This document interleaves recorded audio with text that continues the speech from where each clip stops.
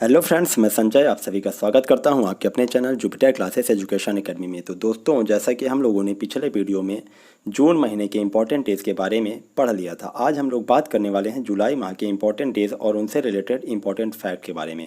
तो मैं आपको बता देना चाहता हूँ कि हम लोग इस वीडियो के लास्ट में कुछ इंपॉर्टेंट क्वेश्चन लगाएंगे जो कि इस वीडियो से ही रिलेटेड होंगे। तो प्लीज़ आप लोग इस वीडियो को ध्यान से देखिएगा और मैं जो इंपॉर्टेंट फैक्ट बताऊँगा उन्हें ध्यान से याद करते हुए चलेगा, क्योंकि वही क्वेश्चन मैं लास्ट में आपसे पूछूंगा जिसका आंसर आपको कमेंट बॉक्स में देना है। ओके, तो ठीक है, आइए शुरू करते हैं।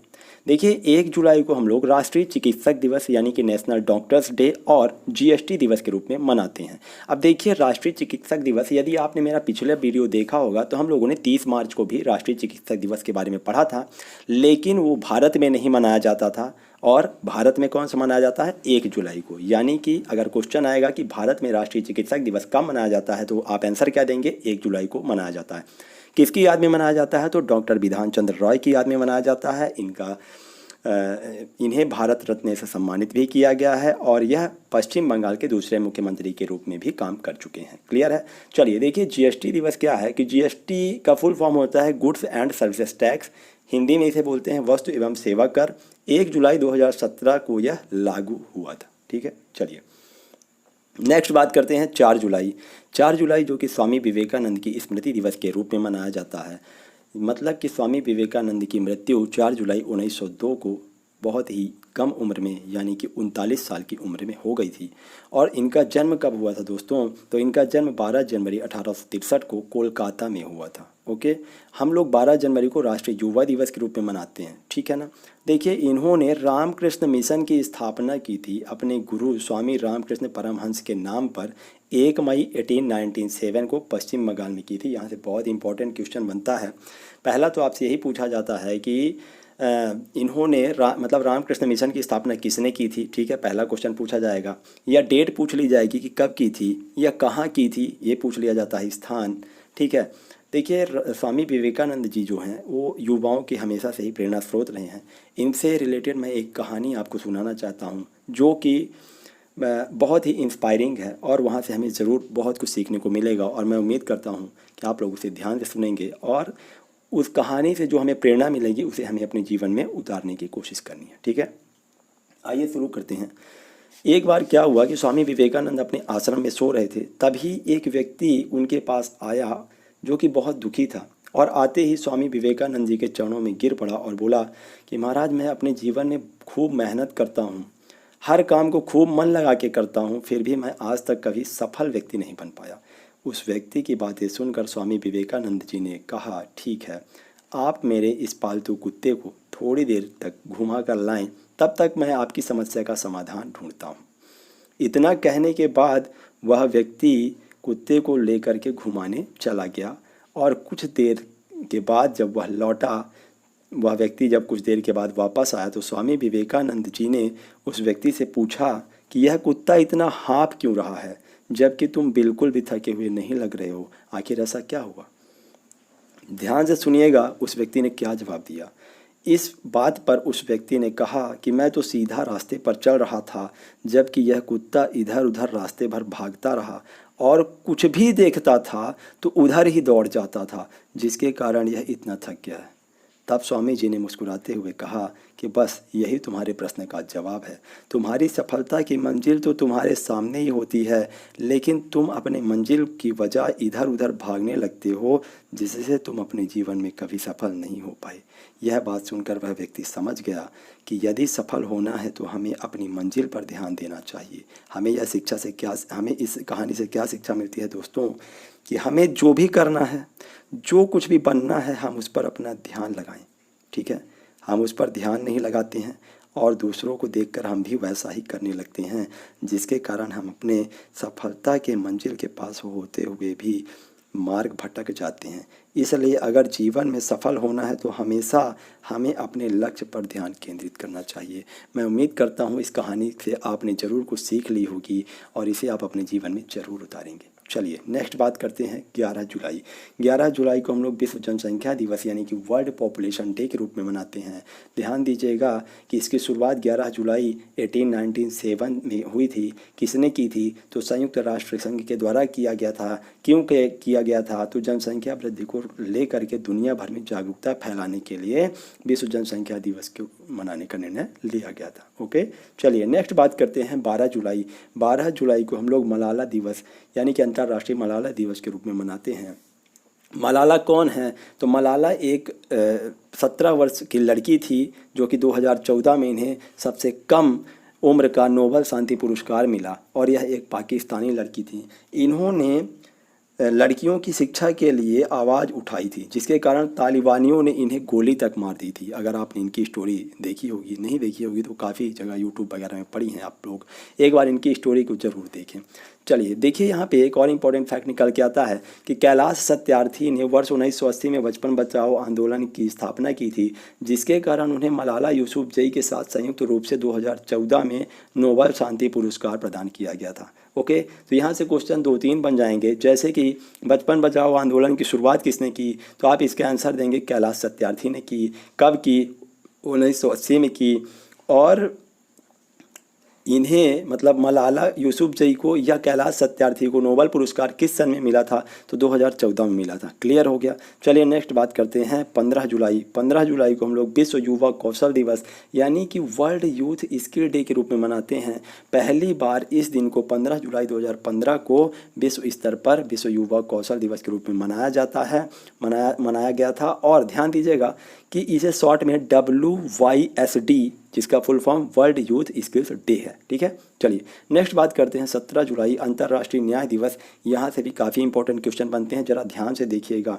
World day for international justice यानी कि अंतर्राष्ट्रीय न्यायालय। ध्यान दीजिएगा, पहला फैक्ट जो इसका बनता है कि अंतर्राष्ट्रीय न्यायालय की स्थापना 1945 में द हेग कहाँ है दोस्तों? नीदरलैंड में है। तो नीदरलैंड में इसकी स्थापना हुई थी। तो क्या हुआ कि अंतर्राष्ट्रीय न्यायालय जो है इसकी स्थापना कब हुई थी? तो 1945 में हुई थी। कहाँ हुई थी? तो द हेग में हुई थी। ठीक है, द हेग या नीदरलैंड कुछ भी तो ऑप्शन देगा ना, तो द हेग में हुई थी। अब देखिए अंतर्राष्ट्रीय न्यायालय में समान सभा द्वारा कुल 15 न्यायाधीशों का चुनाव होता है। यह 9 वर्षों के लिए चुने जाते हैं और कोई भी 2 न्यायाधीश एक ही देश से नहीं होते हैं। ठीक है, तो इसमें MP पुलिस 2017 में यह क्वेश्चन आया है कि अंतर्राष्ट्रीय न्यायालय में कुल कितने न्यायाधीश होते हैं? तो कितने न्यायाधीश होंगे दोस्तों? 15 न्यायाधीश होंगे, इसका राइट आंसर होगा। चलिए नेक्स्ट बात करते हैं कि 18 जुलाई को हम लोग अंतर्राष्ट्रीय नेल्सन मंडेला दिवस यानी कि इंटरनेशनल नेल्सन मंडेला दिवस के रूप में मनाते हैं। नेल्सन मंडेला कौन है? देखिए नेल्सन मंडेला जो है नेल्सन मंडेला अंतर्राष्ट्रीय दिवस प्रतिवर्ष 18 जुलाई को संयुक्त राष्ट्र द्वारा शांति के लिए नोबल पुरस्कार विजेता पूर्व दक्षिण अफ्रीकी राष्ट्रपति नेल्सन मंडेला के जन्मदिन पर मनाया जाता है। मैंने इनके बारे में पढ़ा है, इनका आधे से ज़्यादा टाइम लगभग मतलब जीवन का इनके काफ़ी टाइम जेल में बीता। लगभग 27 साल ये जेल में रहे और 52 साल की जब उम्र हुई इनकी तब यह दक्षिण अफ्रीका के राष्ट्रपति बने थे। इनका भी जीवन काफ़ी संघर्षपूर्ण रहा है। ठीक है, चलिए नेक्स्ट बात करते हैं 26 जुलाई। 26 जुलाई को हम लोग कारगिल विजय दिवस मनाते हैं। इसे ऑपरेशन विजय के नाम से भी जाना जाता है। इस दिन को हम लोग क्यों मनाते हैं? तो इस दिन भारत और पाकिस्तान की सेना के बीच में 1999 में कारगिल का युद्ध हुआ था, जो कि लगभग 60 दिनों तक चला था और 26 जुलाई को इसका निर्णय हुआ था जिसमें भारत विजयी हुआ था। तो यह हमारे लिए एक प्राउडफुल मोमेंट था। ठीक है, तो इसलिए हम लोग इसे हर साल 26 जुलाई को कारगिल विजय दिवस के रूप में मनाते हैं। नेक्स्ट बात करते हैं 28 जुलाई। 28 जुलाई को विश्व हेपेटाइटिस दिवस यानी कि वर्ल्ड हेपेटाइटिस दिवस के रूप में मनाया जाता है और विश्व प्राकृतिक संरक्षण दिवस के रूप में मनाया जाता है। देखिए हेपेटाइटिस क्या है? तो हेपेटाइटिस एक वायरस के कारण होने वाली एक संक्रामक बीमारी है, जिसके कारण लीवर में सूजन हो जाती है और जलन पैदा होने लगती है। ठीक है, चलिए दूसरा है विश्व प्राकृतिक संरक्षण दिवस। तो इस दिवस के माध्यम से प्राकृतिक संसाधनों की सुरक्षा को लेकर दुनिया भर के लोगों के बीच जागरूकता पैदा की जाती है। उम्मीद करता हूँ चीज़ें आपको समझ में आ रही होंगी। नेक्स्ट बात करते हैं 29 जुलाई। 29 जुलाई को अंतर्राष्ट्रीय बाघ दिवस यानी कि इंटरनेशनल टाइगर डे के रूप में मनाया जाता है। हाल ही में जो लास्ट टाइम मोदी जी ने 29 जुलाई के दिन जो भाषण दिया था उसमें अगर आपने सुना होगा तो उनकी पहली लाइन क्या थी कि एक था टाइगर से लेकर के टाइगर जिंदा है और यह जारी रहेगा आगे भी। ठीक है, यानी कि ये जो टाइगर को संरक्षण करना है इसकी शुरुआत कब से हुई थी, तो इसकी शुरुआत 1973 से की गई थी। प्रोजेक्ट टाइगर पहली बार 1 अप्रैल 1973 से की गई थी। अब देखिए इससे रिलेटेड कुछ इंपॉर्टेंट फैक्ट हैं कि जिम कॉर्बेट नेशनल पार्क, नाम सुना होगा आपने, जिम कॉर्बेट नेशनल पार्क की स्थापना 1936 में हुई है। इसका पुराना नाम हैली नेशनल पार्क है। Jim Corbett national park Bharat का पहला राष्ट्रीय उद्यान है और यह कहाँ है दोस्तों, तो यह उत्तराखंड में है। ठीक है ना, यह उत्तराखंड में, हाँ ठीक है, उत्तराखंड में ही है। उत्तराखंड में कौन सी जगह है मुझे जगह का एग्जैक्ट नहीं याद रहा, बट यह उत्तराखंड में है।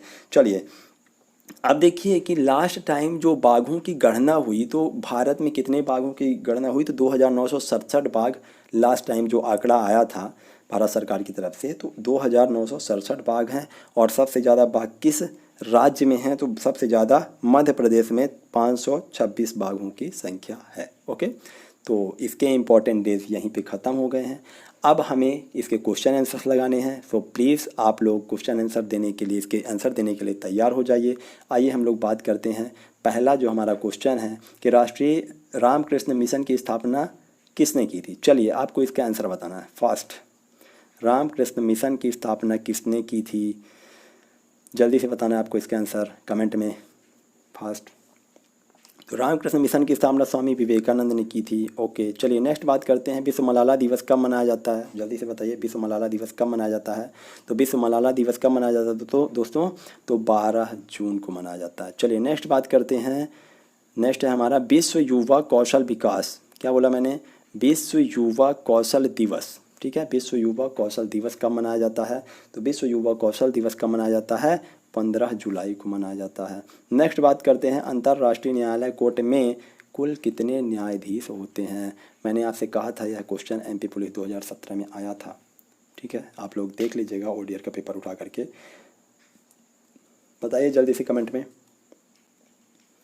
तो अंतर्राष्ट्रीय न्यायालय कोर्ट में कुल कितने न्यायाधीश होते हैं, तो कुल कितने होते हैं दोस्तों, 15 होते हैं। इसका राइट आंसर हो जाएगा सी। चलिए नेक्स्ट बात करते हैं। कारगिल विजय दिवस कब मनाया जाता है, तो कारगिल विजय दिवस कब मनाया जाता है, जल्दी से बताइए, 26 जुलाई को मनाया जाता है। चलिए नेक्स्ट बात करते हैं। अंतर्राष्ट्रीय बाघ दिवस कब मनाया जाता है, जल्दी से आप लोग बताइए इसका आंसर। 29 जुलाई, 26 जुलाई, सॉरी यहाँ पे ये थोड़ा सा कट गया है, जुलाई आप लोग इसे लिख लीजिएगा यहाँ पे ऐसे ई। चलिए खैर जो भी है, तो कब मनाया जाता है अंतर्राष्ट्रीय बाघ दिवस, फास्ट जल्दी से बताइए। तो इसका आंसर हो जाएगा 29 जुलाई को मनाया जाता है। चलिए नेक्स्ट बात करते हैं हम लोग।